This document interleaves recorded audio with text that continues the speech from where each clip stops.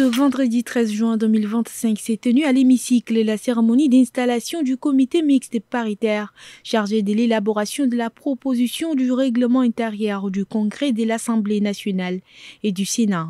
Ce comité mixte composé de 9 députés et sénateurs a pour mission principale de travailler sur une proposition de règlement intérieur pour le Congrès. Ces tâches incluent la collecte de toute documentation nécessaire à la rédaction du règlement intérieur, l'audition d'experts, des députés, des sénateurs ou de toute personnalité jugée utile pour éclairer les travaux, la rédaction et la remise d'un rapport final au président des institutions parlementaires.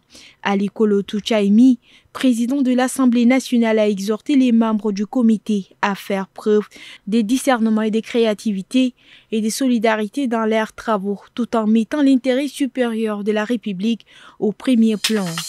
Le comité interministériel de recensement des réserves de l'État dans la ville de N'Djamena a tenu une réunion ce 13 juin 2025. Bien que 1529 réserves aient été recensées, dont 311 illégalement occupés, le président du comité a instruit le comité technique de poursuivre les travaux, notamment pour procéder rapidement au déguerpissement des constructions situées dans les zones de passage d'eau. Ces chiffres ont été communiqués par Sougour Adam Hissène, membre du sous-comité technique et directeur de la planification urbaine et de la surveillance des réserves en zone urbaine au ministère de l'administration du territoire. Cependant, le travail réalisé par le comité technique présente encore quelques imperfections selon Mahamata Sile Kalata, président du comité interministériel et ministre de l'aménagement du territoire.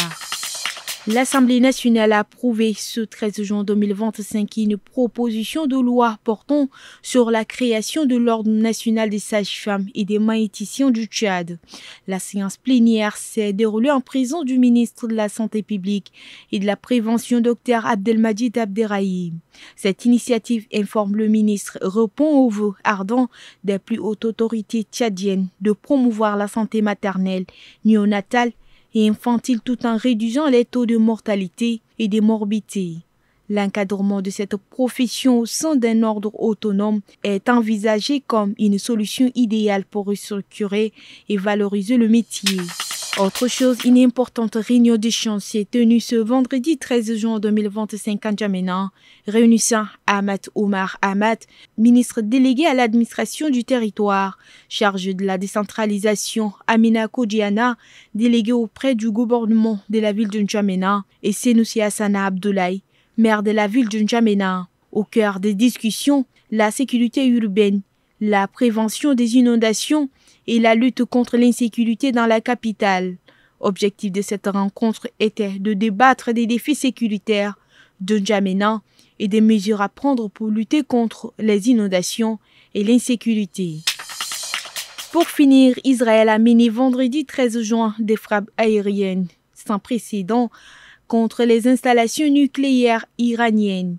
Quelques heures plus tard, Téhéran a répondu avec 3 vagues successives de missiles balistiques qui se sont abattus sur Israël. À Tel Aviv, le quartier du ministère de Défense israélien a été lourdement touché. Les alarmes incendie, les alarmes de voitures, l'air feu qui clignote, des débris des branches, du verre au sol, la fumée, les gyrophares de la police, des secours, les soldats déployés auprès de la Kiryat, principale base de l'armée israélienne à Tel Aviv, qui abrite le siège du ministère de la Défense. Le quartier est bouclé. Difficile de dire que si le site militaire interdit d'accès a été atteint.